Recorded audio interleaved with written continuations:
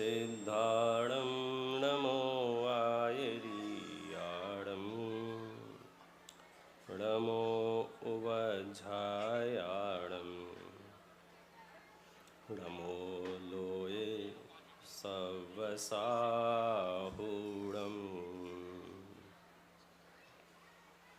वन्दे तु सवसिद्धे धुवमचलमणोवं गदिं पत्ते वोक्षामि समयपाहुड् मिणिमोऽसुधकेवली भणिदं नमः समयसाराय स्वानुभूत्या चकासते चित्स्वभावाय भावाय सर्वभावान्तरच्छिदे अनन्तधर्मणस्तत्त्वं पश्यन्ति प्रत्यगात्मनः अनेकान्तमयी मूर्ति नित्यमेव प्रकाशताम्। तीर्थंकर भगवंतों की देशना का सुअवसर हम और आप सबको प्राप्त हो रहा है। समझ लीजिए ये इस जन्म का सबसे स्वर्णिम क्षण है, जब हम समय सार जैसे ग्रंथादिराज को विराजमान करके आत्मानुभूति के लिए प्रेरित हो रहे हैं, प्रयास पुरुषार्थ तीव्रतम कर रहे हैं। इस ग्रंथादिराज की क्या महिमा करें, शब्दों से महिमा संभव नहीं है। बनाऊं पत्र कुंदन ना रत्नों ना अक्षरों लखी। अब इससे अधिक उदाहरण देके हम क्या समझाएं कि सोने का पत्र बना लेवें और रत्नों से अक्षर लिखें, तथापि कुंद सूत्रों ना अंकाय मूल्य ना कदी। ये वो महामहिम ग्रंथ है कि भव्य जीवों को मिलता है तो भव्य जीवों के मुख से एक ही वाक्य निकलता है, आ तो अशरीरी थवानो शास्त्र छह। ज्ञानियों को ये मिले तो मुट्ठी भर भर के रत्न पकड़ा देवें। हम नहीं महसूस कर पा रहे हैं कि हम अपने किस पुण्य के उदय के साथ जी रहे हैं कि हजारों साल पहले लिखा गया कागजों पर एक ग्रंथ तीर्थंकरों की देशना आज भी वह पूर्ण तरह से सुरक्षित है। न केवल सुरक्षित है, मुझे उपलब्ध है, और न केवल उपलब्ध है मेरी भाषा में उपलब्ध है। आप मूल ग्रंथ को देखोगे तो आप देखते रह जाओगे, क्या लिखा है आप समझ नहीं पाओगे, क्योंकि उसको पढ़ने के लिए आपको दो दो भाषाओं का ज्ञान होना चाहिए, क्योंकि लिखा है वह कन्नड़ आदि लिपियों में और भाषा है उसकी प्राकृत। दो दो भाषाओं में एक एक ग्रंथ है। बोलो, यदि आप कन्नड़ के मास्टर हैं और प्राकृत नहीं पता है आपको तो आप नहीं पढ़ सकते हैं, और प्राकृत के मास्टर हैं और कन्नड़ नहीं पता है तो भी नहीं पढ़ सकते हैं। जैसे आज के हमारे और आपके मैसेज यद्यपि वो अंग्रेजी लिपि में होते हैं, मैं घर आ रहा हूं MAIGHAR, लेकिन कोई अंग्रेज माइका लाल उसे पढ़ नहीं सकता कि इसका मतलब क्या है। देखने में ये लगेगा ये तो इंग्लिश में लिखा है, क्योंकि हमने लिपि इंग्लिश यूज की है, लेकिन भाषा तो हिंदी है ना। तो दो भाषाओं का विशेषज्ञ होना चाहिए तब जाके। और मैं तो कहता हूं उसके बाद कितने आंधी तूफान आए इस भारत के भूतल पर, राजनीतिक उथापतल हुए, धार्मिक सांप्रदायिक उथापतल हुए, इतिहास के पन्ने खून खराबे से भरे हुए हैं, बड़े बड़े महल ढह गए, मिट गए, नष्ट हो गए, और ये समय सार सुरक्षित है। इसका मतलब कि मेरा कोई पुण्य शेष था, इसलिए मुझे ये मिल गया है। कोई कमी नहीं छोड़ी है, कोई कमी नहीं छोड़ी है। टोडरमल जी साहब लिखते हैं हमारे ग्रंथ नष्ट हो गए, उसमें दो बड़े कारण हैं। एक कारण है कि दुष्टों ने नष्ट कर दिए, आग लगा दी, पानी में बहा दिए, कल्पना नहीं कर सकते हैं क्या नहीं हुआ। और दूसरा ये कारण जो उन्होंने दिया है वो बहुत महत्वपूर्ण है, हमारे अनभ्यास के कारण। विचार चाहिए इस वाक्य पर। एक कारण क्या बताया कि दुष्टों ने नष्ट कर दिए, अब उनसे तो हम क्या माथा मारें। दूसरा कारण क्या बताया, हमारे अनभ्यास के कारण। इस वाक्य का अर्थ यह है, यदि हम जिनवाणी नहीं पढ़ रहे हैं, इसका मतलब ये चाह रहे हैं कि जिनवाणी नष्ट हो जाए। सुनने में अटपटा लगेगा आपको कि भैया हमने तो सपने में नहीं सोचा कि जिनवाणी नष्ट हो जाए। अरे भैया, आप पढ़ोगे नहीं तो जिंदा कैसे रहेगी? ये समय सार हम तक कैसे पहुंचा है आपको मालूम है? लगातार इसके पाठक रहे हैं, लगातार। भले ये प्राकृत भाषा में लिखा गया और बाजार में संस्कृत बढ़ गई थी तो आचार्य अमृतचंद्र देव ने संस्कृत में लिख दिया। भले ही ये संस्कृत में टीका हुई, लेकिन बाजार में भाषाएं बदली तो क्षेत्रीय भाषाओं में, फिर भाषाएं बदली तो गुजराती में, हिंदी में, ढूंढारी में। ये क्यों उपलब्ध है मालूम है? क्योंकि हर काल में इसके पाठक रहे हैं। यदि इसके पाठक का कालखंड थोड़ा भी खत्म होता तो ये नहीं छपता, आगे नहीं बढ़ता। प्रकाशन होता ही तब है। आज कितने लोग आग्रह करते हैं जो समझो अंग्रेजी भाषा को जानते हैं, विदेशों में रहते हैं और समय सार पढ़ते हैं, तो उनके मन में क्या भाव आता है मालूम है? कैसे भी करके यदि ये अंग्रेजी में आ जाए तो हमारे बच्चों को लाभ हो जाएगा। ये भाव उनको कब आया? जब उन्हें पढ़ा और उन्हें नई पीढ़ी की चिंता हुई तो आया। मैं सिर्फ इतना कहना चाहता हूं, पिछले 2000 वर्ष से जब इसका पठन पाठन अनवरत रूप से होता रहा है तो अब ये धारा रुकनी नहीं चाहिए, दिन दूनी रात चौगनी बढ़नी चाहिए। और इसमें क्या मोती भरे हैं, इसमें क्या खजाना भरा है, ये तो जिन खोजा तिन पाइया। जो पढ़ेंगे वे बढ़ेंगे। एक सूत्रीय कार्यक्रम है। यदि आप ग्रंथों से हाथ नहीं लगाओगे, यदि आप ग्रंथों के गाथाएं नहीं पढ़ोगे, यदि गाथाओं को कंठ में नहीं रखोगे तो समझ लेना जीवन में सुख शांति उपजने वाली नहीं है। चलिए, सामान्य सी भूमिका के साथ मैं आपको सीधे कुंद कुंद आचार्य के पास ले चलता हूं। थोड़ी देर के लिए आप ये महसूस करें कि आचार्य भगवान कुंद कुंद की शरण में हम हैं, आचार्य भगवान अमृतचंद्र देव की शरण में हम हैं और हम उनसे निवेदन कर रहे हैं, प्रभु सुखी होने का उपाय बताओ, मार्ग बताओ। मैं भूल गया हूं, मैं अज्ञान से भव में भटक रहा हूं। मैंने निवेदन किया, प्रभु अब मुझे संसार से थकान लगने लग गई है। एक एक गति में पुकार 25 की पंक्तियां हैं, उसमें भक्त ने भावना भाई और प्रभु से कहा, प्रभु यदि एक दो भव के दुख की बात होती तो मैं अपने मन को समझा लेता। जो एक द्वै भव को दुख होय तो राख रहो मन को समझाई।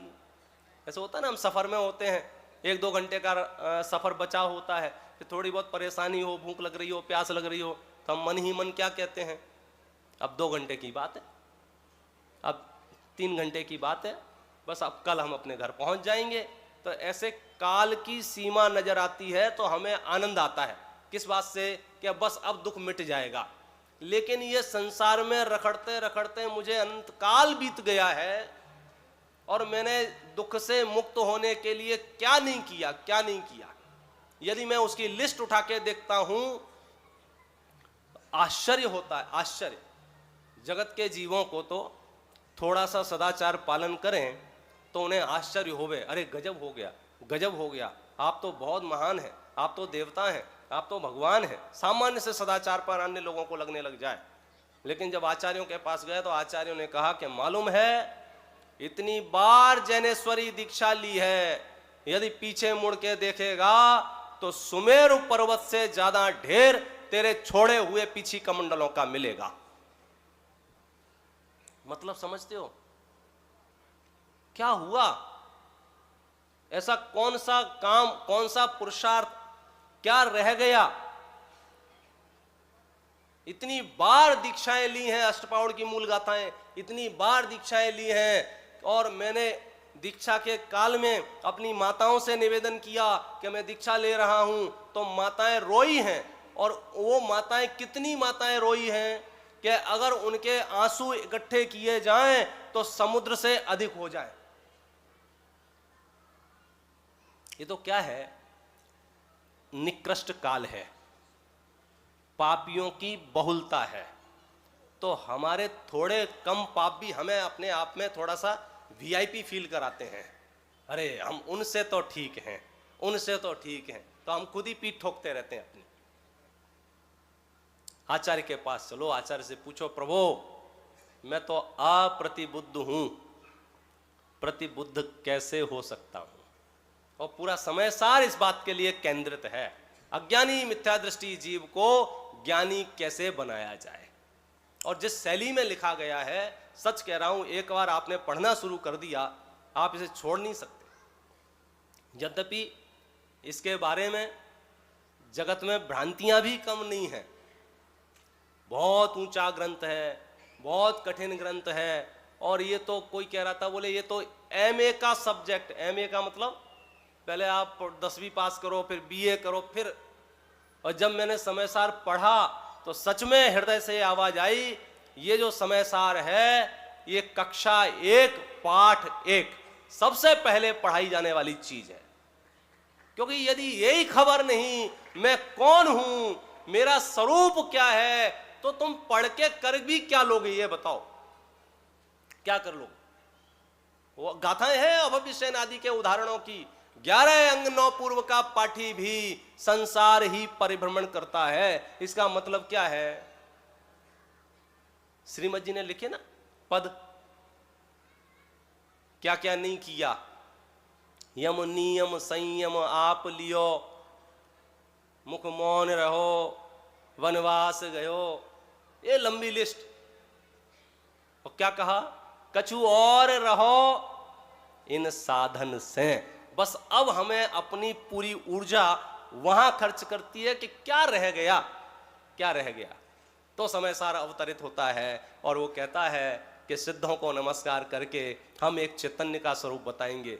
शुरुआत यहां से की, सबसे पहले समय की बात की कि समय 2 प्रकार का है, एक स्व समय, एक पर समय। जो उद्गल कर्मों के प्रदेशों में स्थित है वो पर समय है, जो आत्म प्रदेशों में स्थित है वह स्व समय है। अपनी बात कही ही थी आचार्य ने कि तीसरी गाथा में कहा कि नहीं नहीं नहीं, समय 2 तरह का हो ही नहीं सकता है। आपने पढ़ा समय सा? थोड़ा रफ आइडिया आपको होगा। मैं आपको उस लिंक से जोड़ रहा हूं कि आनंद कैसे लिया जाए इसका।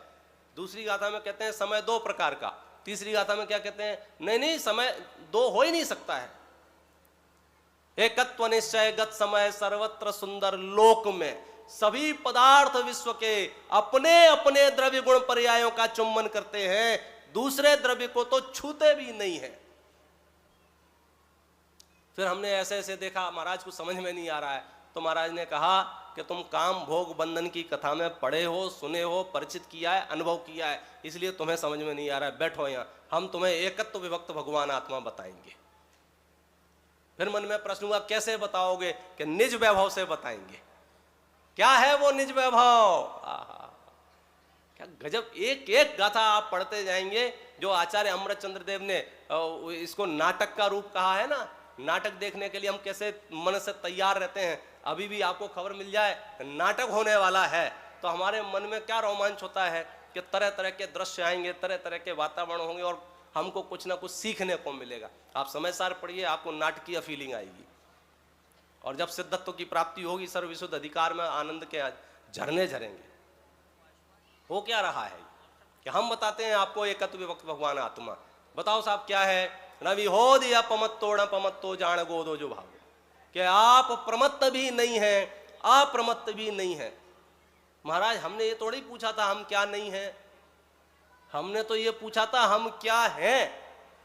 उत्थानिका देखी आपने चौबटिया जी को? असौ शुद्धात्मा इति चेत, कमले जी 6वीं गाथा की टीका वो उत्थानिका है।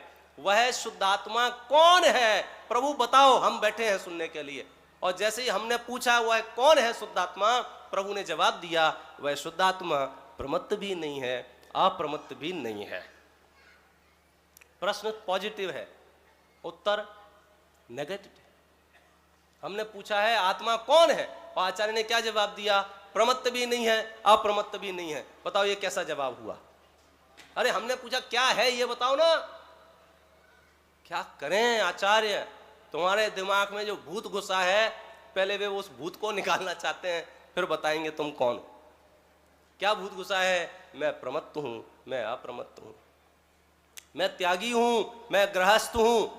बनारसी दास जी उसका अनुवाद करते हैं, मैं पंडित हूं, मैं मूर्ख हूं, मैं सुखी दुखी, मैं रंक राव, मेरे धन ग्रह गोधन प्रभाव, मेरे सुततीय में सबल दीन, बेरूप सुभग मूर्ख प्रवीण। बस ये तो सबसे पहले समझो आप मेरे घर में घुसे और आपने घुसते ही बराबर पूछा राजकुमार जी का घर कौन सा है, ऐसा आपने प्रश्न पूछा, राजकुमार जी का घर कौन सा है, तो मेरा पहला जवाब क्या होगा?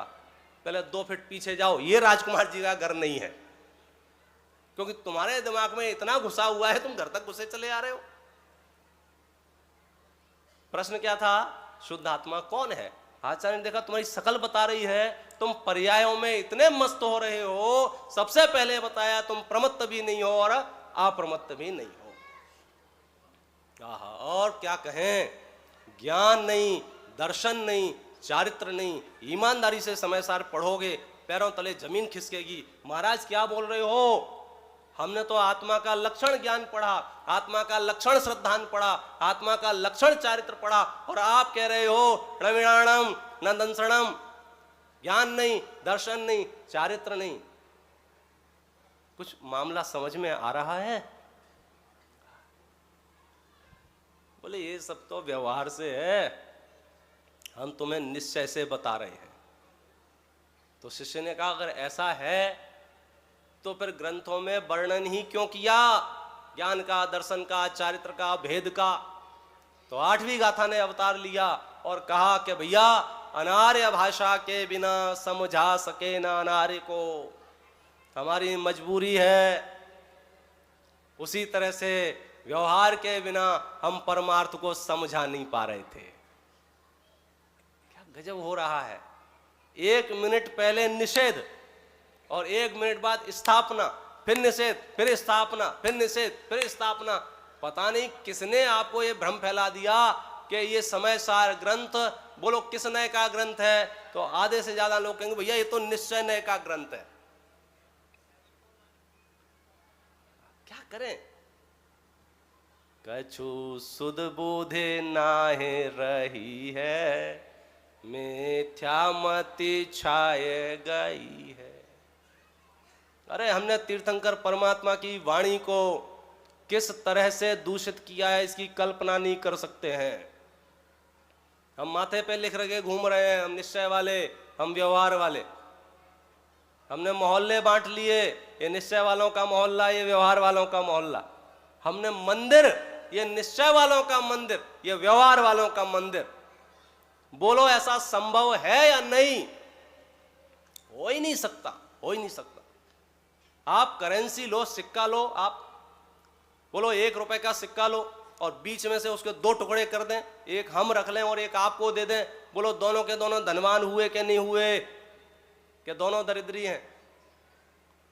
अरे भाई साहब, मोक्ष मार्ग में आप प्रवेश करके देखो निश्चय व्यवहार की। यदि देह जीव नहीं होगा तो क्या होगा? तीर्थंकरों का स्तवन सब असत होगा, सब बेकार हो जाएगा। इसलिए बस देह ही है आत्मा। समय सार में लिखा है, क्या लिखा है? बस देह ही है आत्मा। ये जो कट पेस्ट वाला कार्यक्रम चलता है ना, हमें इतना सा फोटो खींच के भेजूं, देखो समय सार के पन्ना नंबर 71 पे लिखा है, इसलिए बस देह ही है आत्मा। समय सार में लिखा है। अरे प्रभु किसकी तरफ से लिखा है? देखो, अज्ञानी की तरफ से लिखा है। शिष्य ने क्या कहा? अरे मैं तो इतने दिनों से भगवान की स्तुति कर रहा था, मैं तो भक्तांबर पढ़ रहा था, कुंदावदात्र चल चामर चारु, मैं तो वो सब कार्यक्रम चालू था। यत्ते समान मपरम नहीं रूपमस्ति चित्रम किमत। जो जो भी वर्णन मैंने किया, मैंने भक्तियां की, निरखों अंग अंग जिनवर के, और आंखें ऐसा कह रही हैं, चरण कमल ऐसा कह रहे हैं, हस्त युगल ऐसा कह रहे हैं, तो सारा वर्णन जो मैंने किया भगवान की स्तुति की, सच बताओ भगवान की कि भगवान के शरीर की? आप उठा के देख लो स्तुतियां, बोलो भक्तांबर का एक एक छंद, आपका रूप ऐसा है, आपका आकार ऐसा है, आपकी प्रभा ऐसी है, तो ये वर्णन किसका है? शरीर का कि आत्मा का? तो हमने स्तुति की तो किसकी की? शरीर की। निरखों अंग अंग जिनवर के, ये जो पूरी स्तुति की, बोलो किसकी स्तुति की? शरीर की या आत्मा की?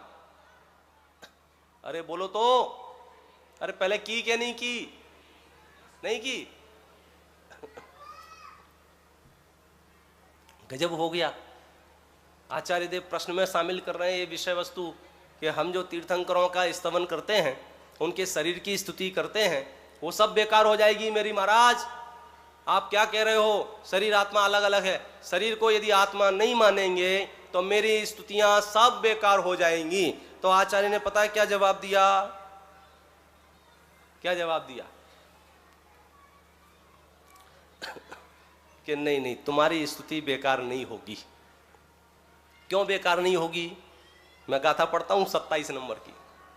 देह चेतन एक है, यह वचन है व्यवहार का, ये एक हो सकते नहीं, यह कथन है परमार्थ का।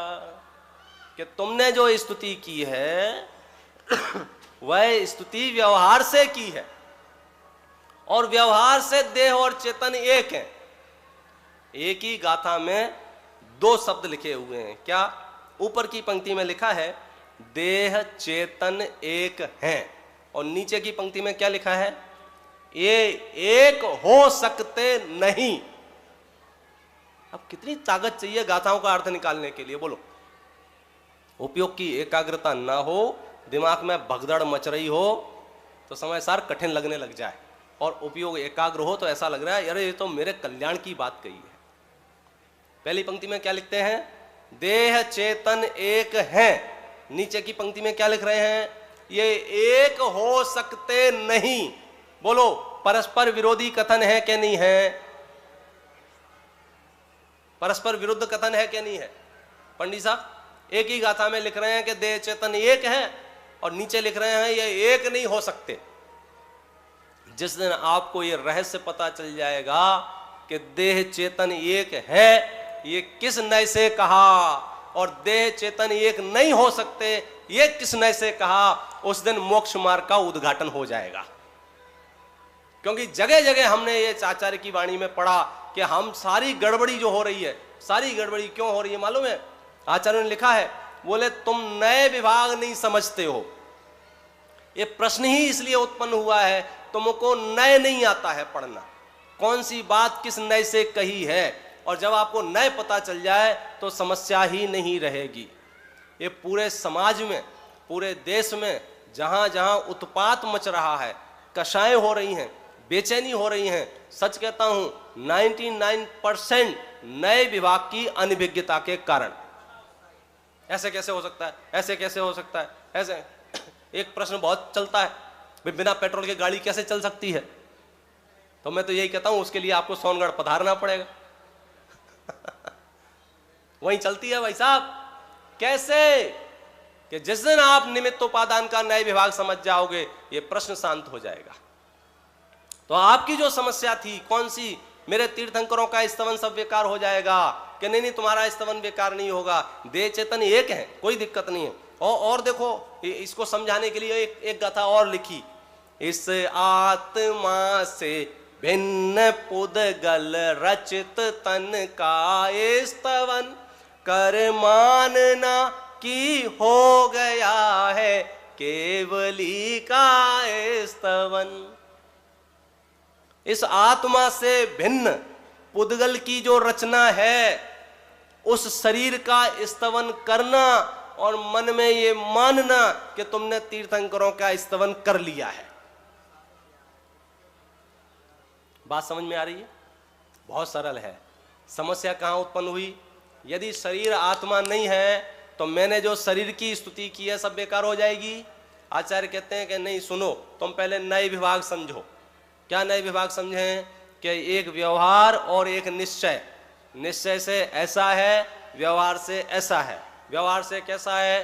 देह चेतन एक है। और निश्चय से कैसा है? ये कभी एक नहीं हो सकते। इसलिए तुम जो शरीर की स्तुति करते हो वो कैसे करते हो? व्यवहार से। तो व्यवहार से वो स्तुति है। इसके तत्काल बाद लिखते हैं 29 नंबर में, परमार्थ से सत्यार्थ न वह केवली का स्तवन, केवली गुणों का स्तवन ही केवली का स्तवन। क्या ये गाथा में क्या कहते हैं? हो गया स्तवन हो गया तुम्हारा। दूसरी गाथा में क्या कह रहे हैं? नहीं हुआ, परमार्थ से नहीं हुआ, यथार्थ में नहीं हुआ। यथार्थ में तो केवली के गुणों का स्तवन ही केवली का स्तवन है। तो महाराज अभी तो आपने कहा था हो गया। अरे वो व्यवहार से कहा था, ये निश्चय से कह रहे हैं। इतना सरल है जैन दर्शन, इतना सरल है। कौन पढ़े शास्त्रों को, कौन उसको मर्म समझे? और नए विभाग की अनभिज्ञता से सबके माथे गर्म हो रहे हैं, सबके माथे गर्म हो रहे हैं। ऐसा कैसे हो सकता है? एक द्रव्य को दूसरे द्रव्य को कैसे नहीं छू सकता है? यहाँ तो हमारे बोले बिना कुछ काम नहीं हो सकता है। भाई साहब, जिस दिन आपको ये नए विभाग समझ में आ जाएगा, आपको पूरी दुनिया स्वतंत्र परिणमन करती हुई नजर आएगी। युगल जी साहब की वो पंक्तियां कौंधती हैं दिमाग में। सट द्रव्यों का चक्र सुदर्शन जग में चलता रहता है, वह बेरोक निरंतर अपने सुंदर पथ पर बढ़ता है। किसकी हस्ती उसकी गति को रोक सके जो निज बल से, कौन अभागा सिंह बदन में बढ़कर अपनी अंगुली दे। आप जंगल सफारी में गए हो घूमने के लिए और वहां कोई शेर सो रहा हो तो क्या करना चाहिए? बोले इसके मुंह में उंगली देते हैं।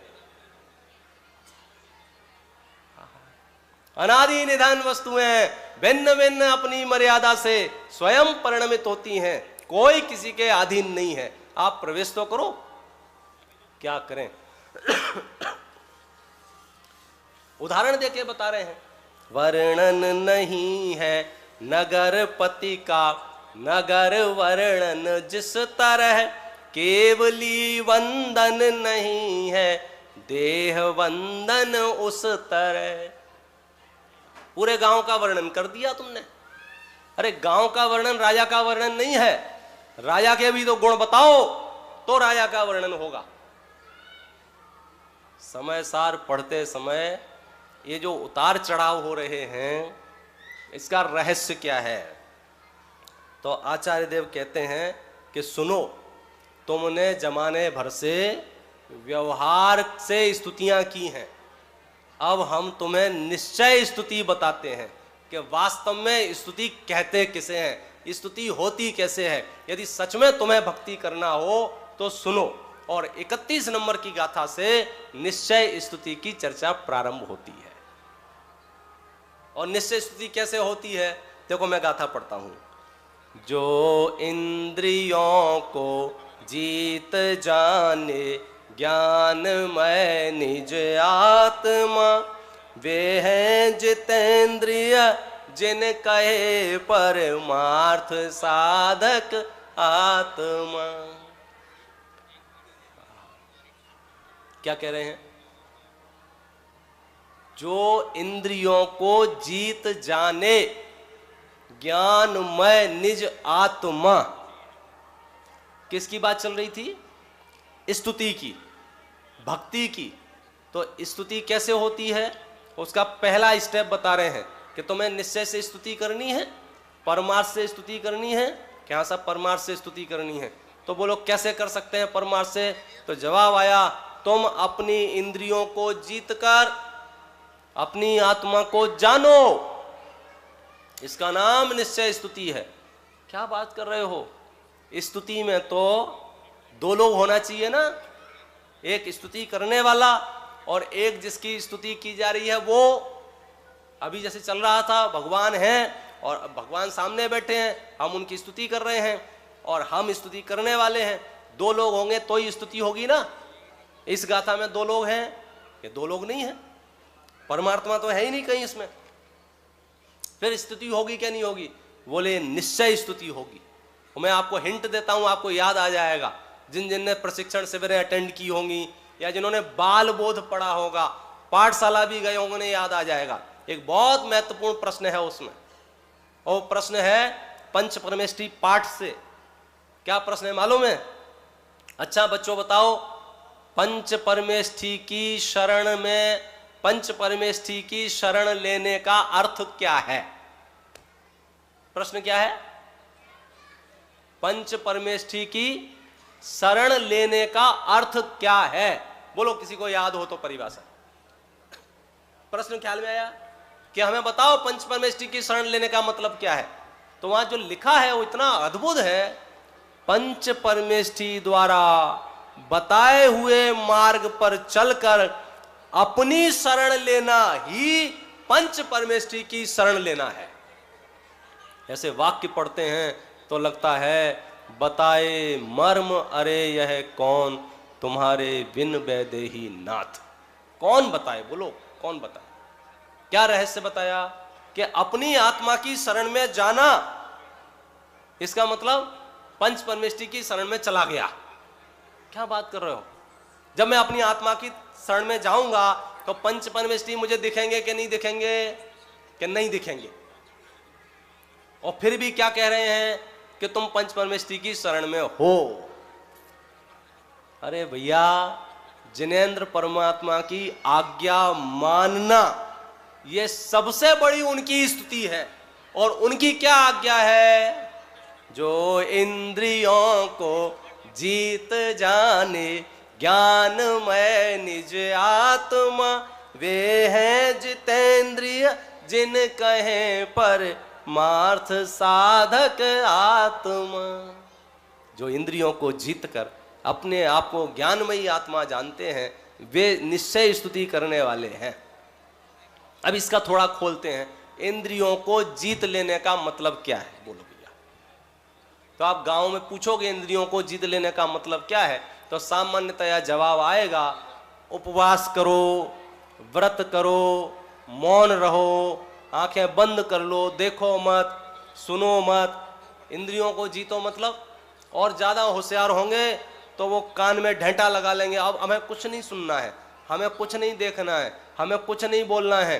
लोग इंद्रियों पे सांकलें और ताले लगाए घूम रहे हैं इंद्रियों को जीतने के चक्कर में। इंद्रियों को जीतना है ना, तो आचार्य देव पता क्या विधि बताते हैं इंद्रियों को जीतने की टीका में, कि इंद्रियों को कैसे जीते हैं? कि सुनो, चैतन्य स्वभाव के अवलंबन से इंद्रियों को भिन्न जानो, ये इंद्रियों का जीतना है। 3 स्टेप लिए इंद्रियों के, 3 इंद्रियों के 3 भेद किए। पहला भेद द्रव्येंद्रिय। क्या बोला? क्या बोला? क्या बोला? अरे यार मजा नहीं आया। पहली बार में वे लोग बोला करें जो ध्यान से सुन रहे हैं, दूसरी बार में वे लोग बोला करें जो पहली बार में नहीं सुन पाए थे, और कृपा करके तीसरी बार में सब बोला करें। और रास्ते में कहीं मिल जाओगे तो मैं पूछूंगा, हाँ तो आजू बाजू से निकल जाना। सुनो, इंद्रियों के 3 भेद किए। पहला कौन सा? द्रव्येंद्रिय। दूसरा भावेंद्रिय। दूसरा क्या बोला? क्या बोला? तीसरा इंद्रियों के विषयभूत पदार्थ। क्या बोला? क्या बोला? क्या कहा? पहला द्रव्येंद्रियां, दूसरा भावेंद्रियां, तीसरा इंद्रियों के विषयभूत पदार्थ। सुन लो ध्यान से, कान खोल के। आज ये वो बात चल रही है जो तीर्थंकर परमात्मा 100 इंद्रियों की हाजिरी में पूरा पूरा पूरा आप जो दृश्य देखोगे ना कि भाई साहब हम हैं कौन? कि द्रव्य इंद्रियां हम नहीं हैं, भावेंद्रियां हम नहीं हैं, इंद्रियों के विषयभूत पदार्थ हम नहीं है। अपने ज्ञान स्वभाव का, अपने चैतन्य स्वभाव का अवलंबन के आश्रय से इनसे भेद विज्ञान प्रकट होना, इसका नाम इंद्रियों को जीतना है। जगत में इंद्रियों को जीतने के लिए युद्ध चल रहा है, कलेश हो रहा है। इंद्रियों को कैसे जीतें, इंद्रियों को कैसे जीतें, इंद्रियों को कैसे जीतें। आचार्य क्या शॉर्टकट बता रहे हैं? मैं इंद्रियां हूं ही नहीं। अरे यार, मुझे कैसे महसूस हो ये मैं इंद्रियां नहीं हूं? एक वाक्य पढ़ता हूं, आपको याद रखना का। मैं एक पैराग्राफ पढ़ लेता हूं। अनादि अमर्याद बंध पर्याय के वश जिनमें समस्त स्वापर का विभाग अस्त हो गया है, अर्थात जो आत्मा के साथ एक मेक हो रही है कि जिससे भेद दिखाई नहीं देता, ऐसी शरीर परिणाम को प्राप्त द्रव्येंद्रियों को निर्मल भेद अभ्यास की प्रवीणता से प्राप्त अंतरंग में प्रकट अति सूक्ष्म चैतन्य स्वभाव के अवलंबन के बल से अपने से सर्वथा अलग करना, अर्थात सर्वथा भिन्न जानना, यह तो द्रव्य इंद्रियों का जीतना हुआ। दो ही बातें मुख्य हैं, दो लाइनें। एक, भेद अभ्यास की प्रवीणता से, प्रैक्टिस प्रैक्टिस प्रैक्टिस प्रैक्टिस माने चिंतन चिंतन चिंतन। किसका चिंतन? भेद अभ्यास। ये जो शरीर परिणाम को प्राप्त इंद्रियां हैं, उसमें मैंने आत्मा की अनुभूति की है। यही मैं हूं, मैं ही देखता हूं, मैं ही सुनता हूं, मैं ही सूंघता हूं, मैं ही चखता हूं। वो इंद्रियां और मैं अलग अलग थोड़े ही हूं। आचार्य ने क्या बताया? भैया इंद्रियां ये बताओ तुम्हारा हिस्सा है या शरीर का हिस्सा है? वो तो शरीर परिणाम को प्राप्त है, तो वो तो मुझसे सर्वथा भिन्न हुई ना। तो मुझे कैसे महसूस होगा? मुझे कैसे महसूस होगा? जब आप अति सूक्ष्म चैतन्य स्वभाव का अवलंबन लोगे। ये जो छोटे छोटे बच्चे होते हैं ना, उनसे कोई सामान वापस लेना हो, क्या उपाय है? क्या उपाय है? देखो, हाथापाई करके नहीं, वो तो फिर वो उपाय थोड़ी है, वो तो क्रूरता है कि दो तमाचे दिए। क्या उपाय? उससे उत्तम, उससे बढ़िया, उससे आकर्षक वस्तु उसे दो, तो क्या होगा? वो छोड़ देगा। आचार्यों ने हमें बालकवत हम जो द्रव्य इंद्रियां, भाव इंद्रियां और इंद्रियों के विषय पूत पदार्थ में लीन हो रहे थे, उन्होंने चैतन्य स्वभाव का आकर्षण दिखाया कि इसका अवलंबन लो। और जब चैतन्य स्वभाव का अवलंबन लिया, क्या क्या क्या वो 14-15 नंबर की गाथा गई ना, वहां बताया, एक उदाहरण दिया। कौन सा? कि पानी में डूबा हुआ कमलनी पत्र, बताओ पानी में डूबा है या नहीं? यक्ष प्रश्न कौन सा? पानी में डूबा हुआ कमलनी पत्र पानी में डूबा है कि नहीं? बोलो, डूबा है कि नहीं? प्रश्न क्या है? पानी में डूबा हुआ कमलनी पत्र पानी में डूबा है कि नहीं? आचार्य जवाब लिखते हैं, ऊपर ऊपर से देखोगे तो ठीक है तुम्हारा कथन, लेकिन कमलनी पत्र के स्वभाव के नजदीक जाकर देखोगे तो उसने तो पानी को छुआ भी।